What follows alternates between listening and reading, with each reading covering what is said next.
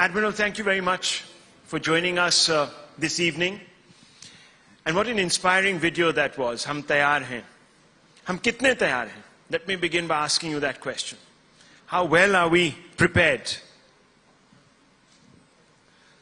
It's not a very difficult question to ask armed force, because if we are not prepared, I think we are out of business. So I would say that the Navy is combat ready, credible, cohesive and future-proof. All our effort is to ensure that we protect, preserve and promote our maritime interests of the government of our country. We do this through being prepared, ensuring that our units are combat ready, the crew is worked up, people are well trained and professionally sound, and we deploy our assets also in a planned manner. We have something called the mission-based deployments, so that they are forward deployed, and whenever our assets are deployed, they are fully combat ready. That means they are able to undertake a wide range of missions. Normally, the roles cover 4 different aspects, that is combat, diplomatic role, constabulary role and benign role, that's in case of any HADR requirements or non-combatant evacuation operations, etc., or low-end tasks like patrolling and policing sort of tasks as well. So whenever we deploy a ship or any asset, it is fully capable of meeting the entire spectrum of operations. So that they are present in the forward locations, and they are able to respond with alacrity to any challenge which emerges. So in our region, we hope to be a first responder whenever there is a challenge. An example I would say is the recent evacuation of Indian nationals from Port Sudan. Our ships were there, just outside the port, waiting for clearance to go in, and we started evacuation along with the Air Force aircraft which came in. So being forward deployed has its advantages of being able to respond to challenges. So we also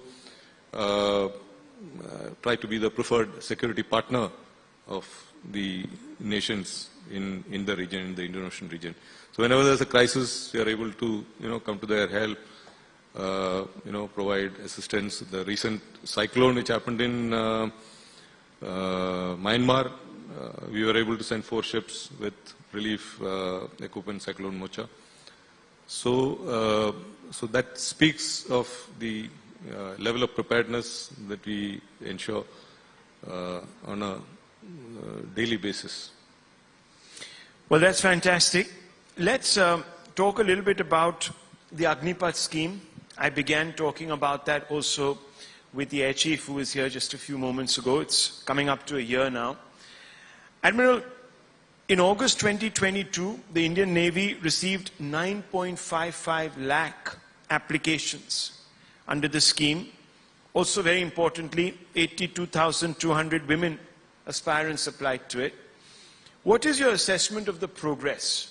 And what is the aim, really, of the force with these Agniveers?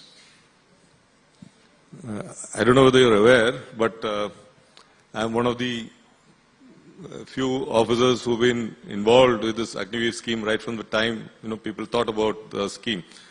This I would say way back in 2020, when I was the Vice Chief of Defence Staff with General Rawat. So that is the time this Agnipath scheme was being thought of at the very basic stages, and it went through various iterations, a lot of discussions with the services. There were naysayers, some were for it, against it, and so on. So finally, when the decision was taken to implement it, and the firm shape was given to this scheme, I was lucky to be in this in the chair as the Chief of Naval Staff, and the Navy fully supported the scheme. We were very clear that this is the way to go, and I'm very fond of saying that Agnipath, if you look at it as an acronym, I think it speaks for itself. Okay, the first A stands for Azadi Ka Amrit Kal scheme. That means a scheme for the future, for your next, as you transit the next 25 years, this is a scheme for you. G, it's a growth-oriented scheme. It will provide you a lot of, qualified people for industry and, the rest of the nation whenever they finish their service and join. And for a nationalistic scheme, it generates fervor to serve, to put on the uniform and to contribute. What is the difference? Earlier also there were people who wanted to serve, but now the opportunities are much more. Earlier we used to induct about 3,000 personnel in a year. Now, as we progress, we will be able to take almost 3.5 to 4 times the number every year. So there are opportunities for more people to serve, maybe for shorter durations. So that is the nationalistic and nation building part of it. And I would say in Agni that is for greater interaction with the civil population. That is, there is going to be greater interaction between the military and the civil society, which is what we want. We want the both to be integrated better. As of today, we have representation in the Navy from 656 districts. But the vision of the national leadership is to have an Agniveer from every block and subsequently an Agniveer from every village. Because that is true integration of the armed forces with the civil society. Okay, and when you talk of the other four, PATH, a patriotic scheme, those, patriotic fervor, then it's an Atmanirbhar scheme. That means a scheme for India, made in India, made for India, made for us. Similar schemes are there in various other countries, but it's a scheme for us. T, I would say, is a transformation. It's a transformative scheme. It's going to transform the armed forces. You'll see that we have an average age profile of about 32 as of now. It is going to come down drastically. It will come down to somewhere around 25, 26, or maybe even 24 over a period of time. So it's a transformative scheme. And the last H, I would say, is it's a harnessing of the human resources of a country, where we are enjoying the youth dividend, and therefore it's an opportunity for us to harness the more tech savvy youngsters, and it's a win-win, I would say, for both for the armed forces as well as for the nation. Well, that's interesting. I never heard that you could sort of spin this into an acronym and then elaborate on it. That's a nice way of sort of putting it out there. But several questions have been raised on this scheme, and I think you're quite aware of some of the concerns. How do you address these concerns that battle readiness will be sort of found wanting, military bond, among other things, because sort of, forces are coming in, forces are going out? How do you build a cohesive unit, a cohesive fighting force? Yeah, these were questions which have been raised over a period of time. I mean, I've been hearing it from the time we have voiced our support for the scheme and how to take it forward. But I think most of it is misplaced and I would say misinformed. Firstly, there is really no change in the training. There were apprehensions that the training is going to be cut down and the people will be ill-trained and all that. I think that's just, it's a figment of imagination, I would say. Even before the scheme, any trainee who joins the armed forces, he goes through a basic recruit training. And the recruit training varies in the services between 16 weeks to 18 weeks, maybe, 19, 20 weeks. All that has happened in this case is to reduce it marginally by a couple of weeks. And how do you ensure that the training quality doesn't suffer through more, to better training processes, through, greater involvement, use of simulators, and cutting down certain subjects which have probably outgrown their utility and so on. And after the recruit training, they go on for professional training. The professional training is for another about 4 to 5 months, depending upon the trade that he takes up, whether he's a mechanician, electrician, or whether he's a gunnery rating or anti-submarine warfare rating, etc. So they go for training, which now hardly any change has been brought in that. Now, after this first, I would say, recruit training as well as the professional training, there is no other training which is given even today till that sailor completes about 6 years of service. So, by the time we talk of the next level of training, he's already crossed the, the 4-year mark. So, whoever is being retained, we are going to continue the training. So, that is as far as the training part is concerned. There has been a lot of issues raised about, cohesion within the unit. But let me tell you, in the Navy, we serve in different ships. It's not that we remain on the same ship for years together. So we serve on a ship for, a year or 2 years at best, and then we move on to another ship. There is no, and that is a pattern which is followed in all navies. So there is no question of, any lack of cohesion. I would say there are 2 aspects to cohesion. When you talk of social cohesion, when you talk of task cohesion. Social cohesion perhaps may require, being together for a certain amount of time, etc. But when you talk of task cohesion, it is the type of work you do, the involvement of the team, how much of, difficulty, hardships that you face together, what are the challenges, and the sense of, belongingness that comes in. So, in a ship, the moment you join, you're part of the team, and it is the motivation that comes in along with that. So, I've served in so many ships, and we keep shifting from one ship to another. So it doesn't take much time to be part of the team and be cohesive enough. So many of these are just viewed or aired by various people who are not really fully, I would say, informed about the. Do you think they have a motivated interest? Pardon me? Do you think they have a motivated interest to try and continue with the status quo? I would say, there's a saying by Liddell-Hart, Captain Basil Liddell-Hart. You're the strategist who retired from the armed forces. He said that the only thing more difficult to take out from the mind of a military man or a military mind, only thing more difficult than putting in a new idea into a military mind is to take out an old one. So, that is the challenge. So many people find it very difficult to think differently. Out of the box. Yeah. So, of course, there are motivated interests. There are a lot of people who are running academies for, induction into service, etc. They all have their own, viewpoints, etc. But when you look at being progressive and being in line with what is happening all over the world and how to, look at the aspirations of youth, then I think this is the way ahead. So let's talk a little bit about Atmanirbharta.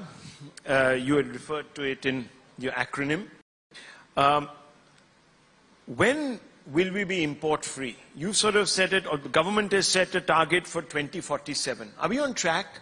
And how far down the road are we? Because that's not very far away, to be honest. See, the government has set the 2047 as the time to become a developed nation. We as a Navy, we have taken a commitment on ourselves to be a Atmanirbhar Navy by 2047. Can we achieve it? We will certainly strive to in that direction. What are the challenges? We've started making our own ships from 1960s onwards. The first ship was Ajay, which was commissioned in 61, 62. And since then, we've been building bigger and bigger ships. We moved on to, that was just a patrol boat. From there we moved on to corvettes, to landing ships, tanks, to the Nilgiri class frigates, to corvettes, to, destroyers, tankers, and finally now the aircraft carrier Vikrant. So we have come a long way over a period of time. Now, when you build a ship, there are, three aspects to it. One is called the float component, second is called the move component, and third is called the fight component. So in float component, we are at well above 95%. That is, the steel is made in India. We have made our own steel, DMR 249 Alpha and Bravo. The steel was developed in India by DRDO, Midani Labs, by the Navy and SAIL. In fact, now we've gone on to the new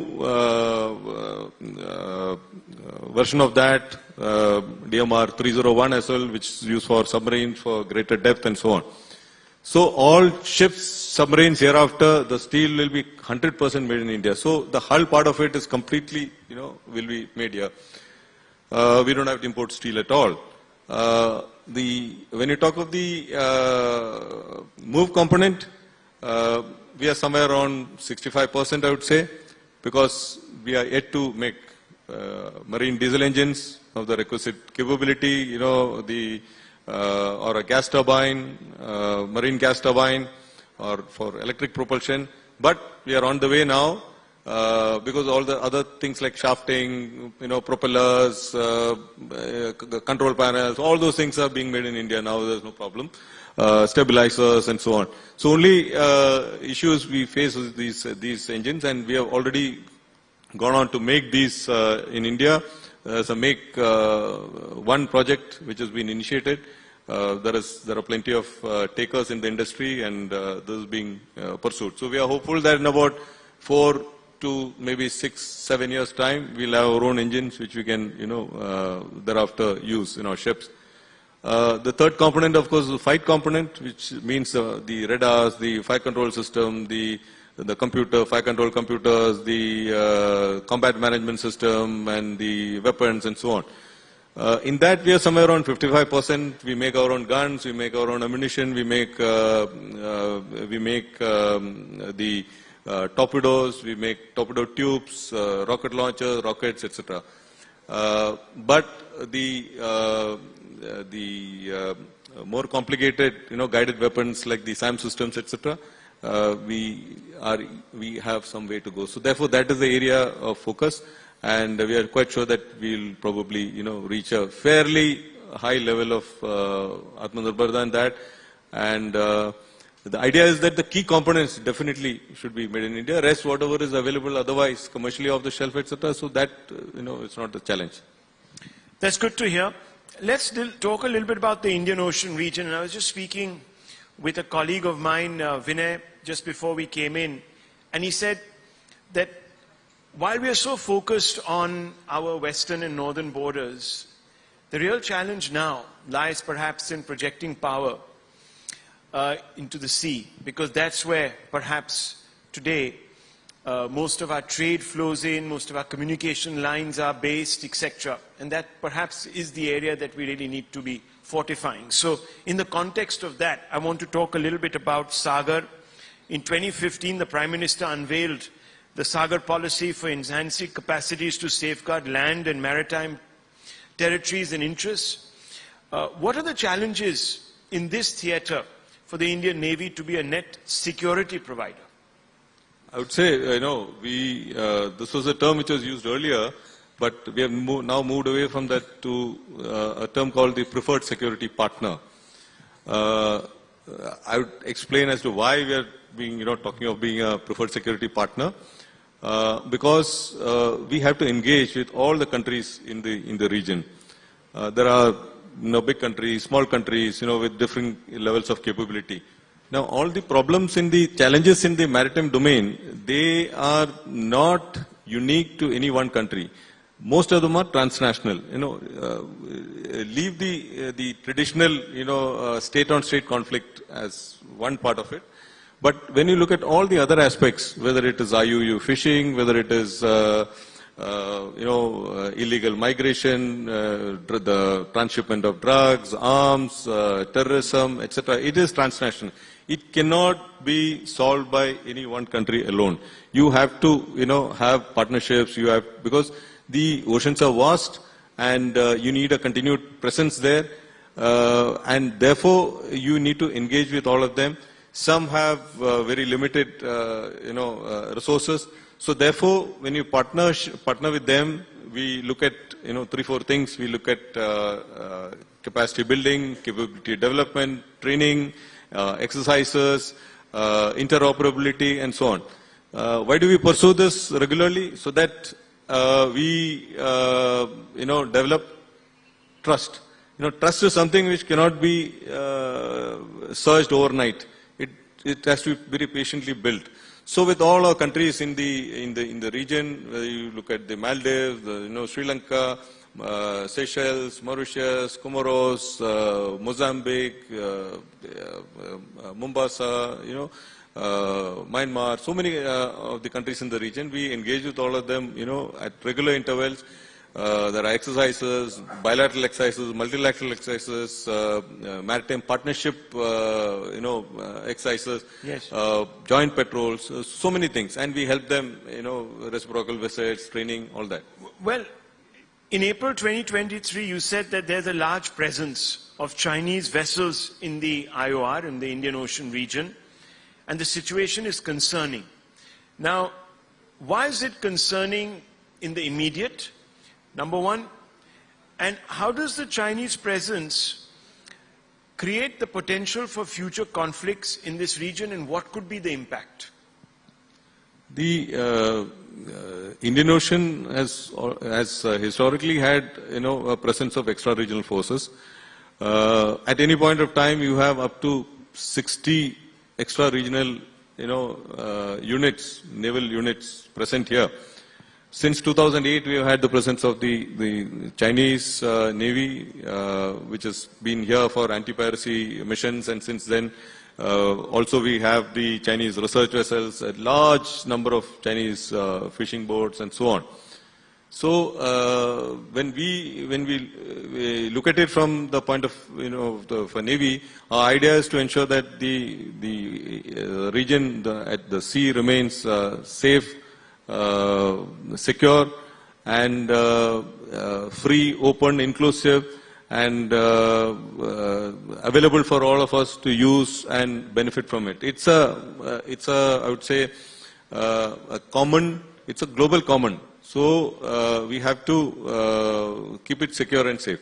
So as we see the increased, presence, we develop our plans, which translates into acquisition of capabilities, whether it is in terms of increased numbers of assets, etc.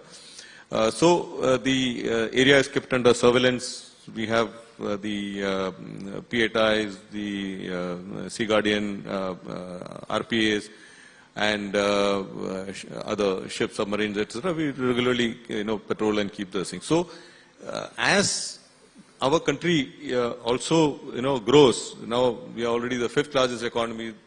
Hopefully by next year we'll become the 4th largest or so. And as you move up in our economy, our dependence on the sea is going to only increase, because whatever you make in the country, you have to export it. How do you send it out? The trade by sea remains the most efficient. When you compare, road, rail, and sea transport, it's in a scale of 1:10:100. Absolutely. That is the type of efficiency that is there. And that's why it's such a vulnerability. And I just want to ask you this. How committed are the Chinese to expanding in the IOR? What is your assessment? Let